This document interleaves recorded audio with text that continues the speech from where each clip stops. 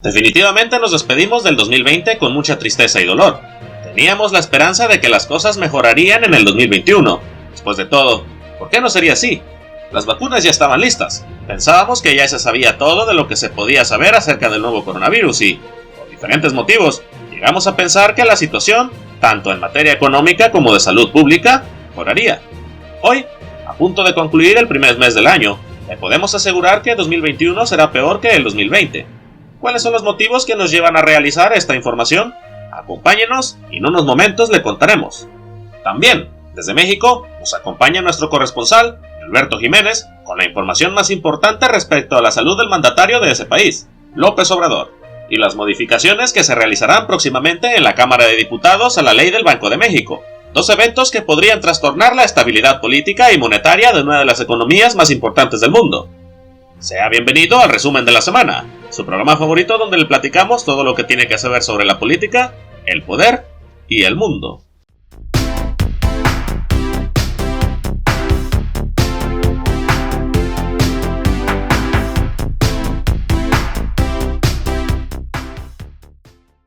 El 12 de enero, los Centros para la Prevención y Control de Enfermedades de Estados Unidos, mejor conocido como los CDC, dio a conocer a través de un artículo 3 hechos espeluznantes. Primero, que, hasta el momento, no se conoce a ciencia cierta el grado de efectividad de las vacunas en contra de las nuevas variantes del coronavirus, aunque cabe agregar que, con datos más recientes, Moderna encontró en un estudio que la respuesta inmune provocada por su vacuna cae hasta 6 veces con la variante detectada por primera vez en Sudáfrica. Segundo, que la cepa originada en Reino Unido, bautizada como B117, será la predominante para marzo en el territorio norteamericano si las autoridades de ese país no se apresuran para vacunar a la población y aplicar medidas para contener a la propagación. Ante el descontrol que se vive en México, es probable que la situación sea muy parecida en nuestro país. Tercero, ante una mayor infecciosidad será necesario vacunar, cuando menos, a un 80% de la población para alcanzar la inmunidad de rebaño. En México eso equivale a 100 millones de personas y, en lo que va de enero, únicamente se han vacunado a poco menos de 700,000 individuos, una tarea titánica que dudosamente se podrá concluir en 2021. En este programa exponemos la verdad. Nos basamos en la ciencia y en los hechos para poder ofrecer nuestros comentarios cada domingo. Cuando estén disponibles las vacunas, pónganselas. En serio, los efectos secundarios de las vacunas autorizadas no pueden ser peores que una infección natural de esta enfermedad. Lamentablemente, hay que ser realistas. El proceso de inoculación tomará muchísimo tiempo, cuando menos en los países en vías de desarrollo, entre los que se encuentra México. Bueno, y no solamente acá, también países desarrollados, como los que integran a la Unión Europea. El tema de la vacunación ha resultado extremadamente complicado.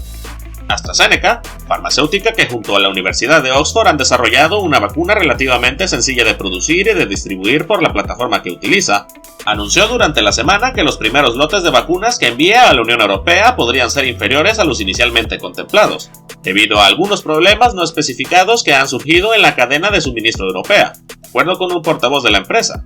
A partir de esta situación, para asegurar la mayor cantidad de vacunas posibles, la Comisión Europea ha contemplado crear un mecanismo para que las empresas que producen vacunas en el viejo continente tengan que solicitar un permiso para poder exportar el fármaco a otras partes del mundo. Ante este escenario, el esquema de vacunación en México podría verse comprometido, ya que cabe recordar que, de acuerdo con información del gobierno, las vacunas que envía Pfizer a nuestro país son producidas en su planta en Bélgica. Para subsanar las deficiencias y continuar con el plan de vacunación, las autoridades federales del país han decidido aumentar la cantidad de vacunas Sputnik V que le solicitaron a Rusia de 7 a 24 millones. Lamentablemente, como hasta el momento, únicamente se cuenta con los estudios de fase 1 y 2. Este suero no genera confianza entre muchos individuos. Incluso el subsecretario de Salud, López-Gatell, llegó a decir lo siguiente. Efectivamente nos ha sorprendido, como le sorprendió a la Organización Mundial de la Salud, conocer de la vacuna rusa cuando hasta donde llegaba la información pública mundial no habían llegado hasta la fase 3. Definitivamente, y esto lo quisiera dejar muy claro, no se puede empezar a utilizar una vacuna que no haya terminado satisfactoriamente los estudios de fase 3.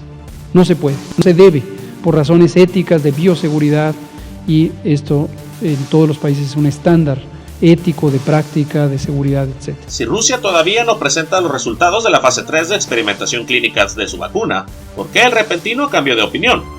¿La decisión de aumentar los pedidos de la vacuna rusa responde a motivos políticos o científicos?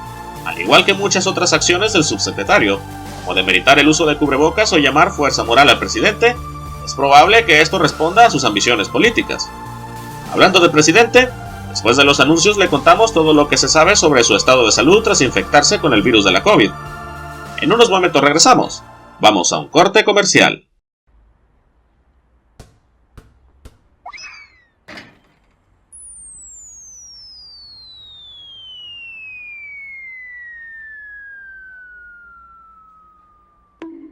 Ya casi se me sume la mollera.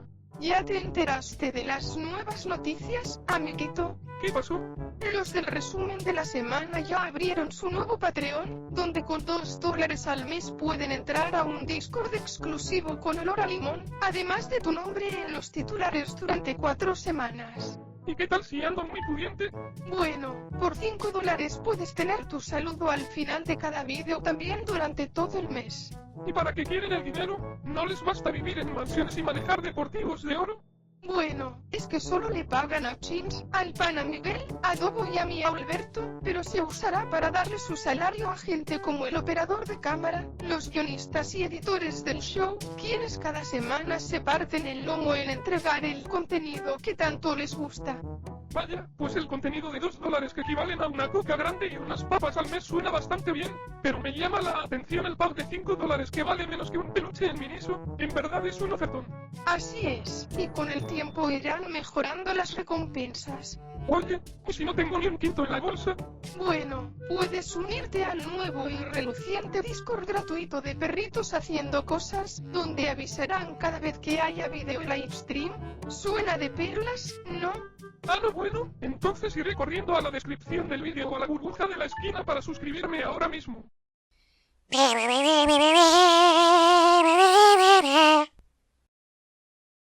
Muchas gracias por quedarse con nosotros. Como le comentaba al principio del video, esta semana nos acompaña mi Alberto desde la Ciudad de México con 2 temas extremadamente importantes: el contagio de López Obrador y las modificaciones a la ley del Banco de México. Cuéntanos, mi Alberto, ¿cómo están las cosas por allá? Un gusto poder verte a ti y a nuestra audiencia, James. Lamentablemente, el pasado domingo nos enteramos a través de sus redes sociales que el presidente mexicano, López Obrador, se contagió de COVID-19. A pesar de que en el resumen de la semana discrepamos abiertamente de algunas de sus ideas y políticas, no le deseamos ningún mal. Al contrario, esperamos su pronta recuperación, porque, esperemos que no sea así, si el presidente llegara a fallecer o quedar en condiciones que le imposibilitaran ejercer el cargo, de acuerdo con el artículo 84 de la Constitución, la secretaria de Gobernación, Olga Sánchez Cordero, tendría que asumir el cargo y el Congreso de la Unión se vería obligado a nombrar a un nuevo presidente en un plazo no mayor a 60 días. Frente a esta situación, con una de las peores crisis económicas, un sistema sanitario colapsado y una pandemia que ya ha cobrado más de 150,000 vidas tan solo en las cifras oficiales, la defunción o incapacidad del presidente para gobernar complicaría la situación que atraviesa el país. Respecto al estado de salud del presidente, no existe evidencia clínica de cómo ha evolucionado, pero el subsecretario de Salud y la secretaria de Gobernación han afirmado que se encuentra en buenas condiciones y que su enfermedad se desarrolla de una manera favorable. Esperemos que sea así. Por otra parte, cabe señalar que el contagio de López Obrador levantó muchas críticas, ya que se le reclamó por abordar 2 vuelos comerciales y realizar eventos públicos cuando ya había presentado síntomas de la enfermedad.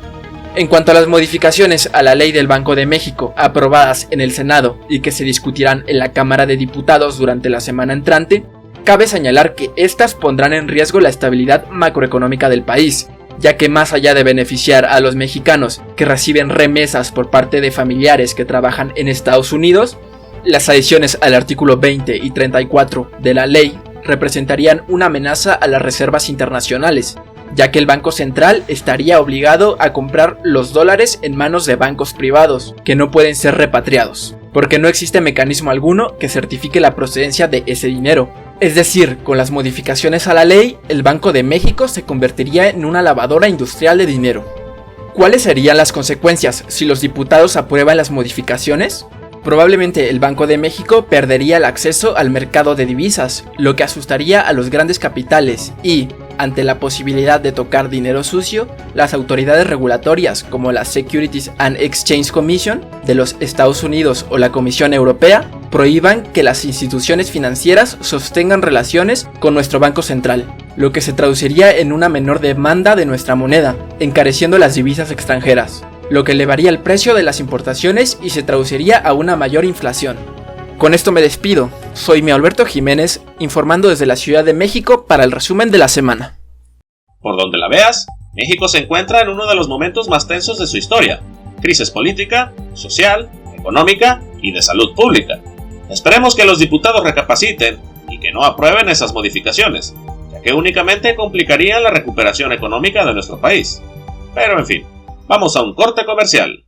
Los lomitos de la televisión y la radio llevaremos a cabo nuestra 68ª Asamblea General del Consejo Nacional en Quintana Roo. Con el respaldo de la Confederación de Lomitos de México, avanzamos por un futuro suavecito. Comprometidos con usted. Lomotir, CLM.